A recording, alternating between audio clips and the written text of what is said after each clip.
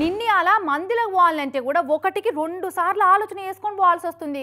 అంటే జాతరలు, ఊరేగింపులు, ఇక లీడర్లు వచ్చినప్పుడు రోడ్ షోలు, దుకాణాల ఓపెనింగ్లకు సెలబ్రిటీలు వచ్చినప్పుడు, ఎవరన్నా బాబాలు మందులు ఇస్తురని చెప్పినప్పుడు ఎగవాడి మందిలో పోకపోవడేనాయేమో వల్ల ఆఖరికి దేవుళ్ళ తీర్థాలకు పోతే కూడా సీదా దేవుని దగ్గరికి పోయే కథే అవుతుంది.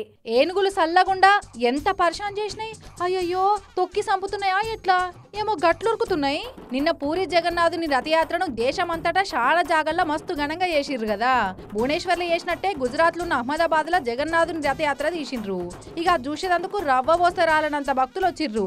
ఇక రథయాత్ర కోసమని ఏనుగులను ముస్తాబు చేసి 10 గల ఏనుగులను పట్టుకొచ్చిర్రు. అందులో ముంగట్టున్న ఏనుగులు బాగా మందిని చూసి హైబతిన్నాయి. ఇక చూడుర్రి ఒక్కటేసారి జనాల మీదకి ఎగబడి ఉరికినాయి. ఏనుగులు గాయగాయ అయిపోయి మందులకు ఉరికే వరకు ఎటోళ్ళటు భయంతో ఉరుకుడిగా తప్పించుకునేందుకు పబ్లిక్ అంతా ఒకరి మీద ఒకరు పడి తొక్కుకుంటా పోయే వరకు మస్తు మందికి దెబ్బలు కూడా తాకినాయట. ఓ 10 మంది దాకా దవాఖాన పాలు కూడా అయ్యారట.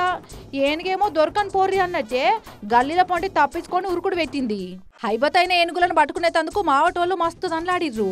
ఇక మొత్తానికైతే వాటిని దొరకబట్టి జర సంధాయించిర్రు. అగో అప్పుడంతా నిమ్మలమైర్రిగా. ఇక ఎప్పటోళ్ళే మళ్ళా రథయాత్ర తీసుకుంటా పోయిర్రు. భక్తితోటి మనం పోతే అనుకోని విపత్తులు కూడా గిట్లా ఎదురైతుంటాయి మందిలో పోయినప్పుడు. కాబట్టి జరంతా పైలం ఉండుర్రి, మళ్ళా చెప్పలేదనద్దు.